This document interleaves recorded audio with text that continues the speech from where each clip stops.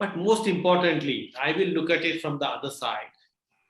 Audience, getting into the audience shows. I'm sure every one of us use this adage very jokingly many times. Always know your audience. Are they scholarly, studious, spongy types who are really keen out with their notepad and keep writing everything? Maybe they're too interested. I've seen many times Dr. Shekhar sir sitting throughout the conference without moving, listening to everything, what each speaker says. Or many of us are stalwarts, they're seen outside. Some people are exhausted for whatever reason and they are sleeping. Some of them are very good, they're waiting for the spirits and they would like to see what when is going to stop this meeting or so. And many others, again, Dr. Neeta clearly told, they are like spiders or networkers. You never know, your work is getting noticed in a different way, and you will get some insight into what you can do next. So always keep in mind, there could be a lot of types of audience, but again, Dr. Neeta alluded to it, always present as if the whole world is listening to you, and you have done a lot of work, a lot of homework, your own script it is, and you should be having thorough knowledge about it. So what are the most important aspects what we need to audience look at it is to keep their interest. Sometimes we have a mixed audience, like for example, GDM, when we talk, we have a gynecologist, diabetologists, dietitians. So if you go too deep into technicalities of insulin or whatever, it may not be appreciated well by the other two groups. So you should know and mellow down your topic accordingly. Our message should be crisp and clear, and always have engaging interactions. Very, very important. Again, Dr. Neeta told, start off with a question or a case which the audience can relate to it. So when I relate as an audience to what Dr. Shekhar or Dr. Suman is talking, I can be more attentive, and I know that when I go back, I can utilize it. We should ensure that attending participant can use this information into their daily practice, which could be treating patients or teaching or discussions in the groups.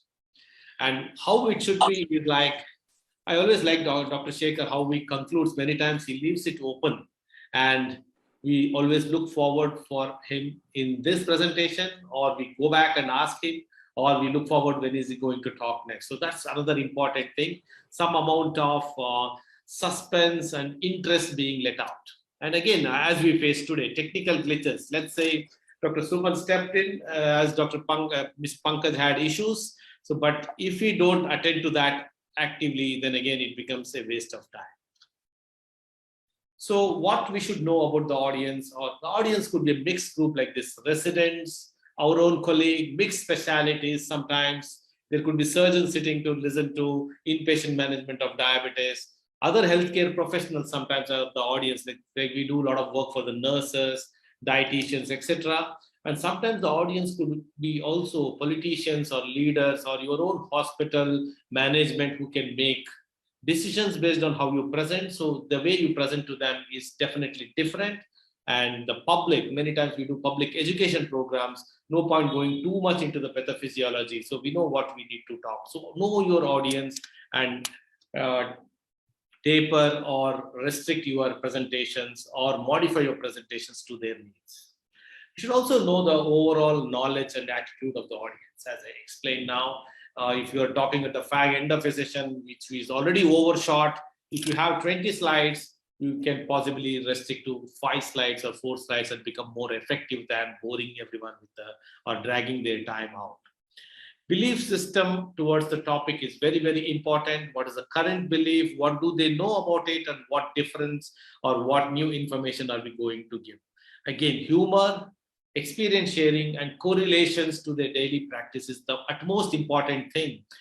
Like in a CME here itself, it's an RCME, 4 of us are speaking, how to get them glued to us. Humor definitely helps. Language, more or less in our country, all are well versed with English, but in some countries it could be a problem, or in some places you need to, or some audience like public when you speak, maybe using a local language always helps. And we should also know what is the expectation. Sometimes a questionnaire usually we used to ask if it's a new topic or an interesting topic, what you know and what is the change, what we expect. So friends, when you are going to be as a speaker, you should know these are the types of audience which you can expect. Neutral audience, they don't know much about the topic. They have not made any judgment over the topic or the presenter. Hostile audience, some people are always in strong disagreement. I've seen few hostile audiences in the many times of presentations. Uninformed audience, the topic itself is very unfamiliar to them or it's not close to their specialty. Then don't go too dive deep into the topic. You know what is the minimum to understand, you restrict to that. Expert audience, yes, very mature people come. It's not the people who we are talking to are knowing less. Many times they know much more than us, except on that day they are sitting on the other side. Many times I invite them to make some comments after my presentation when I see some people who have done real research work. Like for example, I'm talking on obesity by chance and Dr. Neeta is there. Who better to comment on obesity than her? And a business audience where they mean something, they know what is the information, they also mean what time means to us. So audience may have some likes and dislikes. Again, one size doesn't fit all, as I mentioned in the last. And I said to you, like there could be scholarly or like the stalwarts. So maintain the eye contact. We should know our subject very well. When I do a lot of presentations, sometimes I do come across some slides which I'm not well aware of. If it is really important, I really go through it and ask some seniors. And if it doesn't make sense to me, I just delete the slide unless it doesn't make the difference in the flow of presentation. So even that sometimes as an evasive measure, I do that. And many times the participants don't want to be put in a spot. Sometimes we ask a question and then it may become an embarrassing situation for the audience. But everyone would like to enjoy the spotlight. So if you can do it very subtly, and if you can know who likes what, and if some friend of yours or colleague of yours is open to it, if you can highlight him during your presentation, also would be a great deal. So once an audience feels that we trust them like you trust a friend, they do become our friends and they look forward for our presentations. I'm sure it has happened to many of us. Sometimes they come up to us and they tell us, I attended this talk by you. It was wonderful. I learned a lot and so on.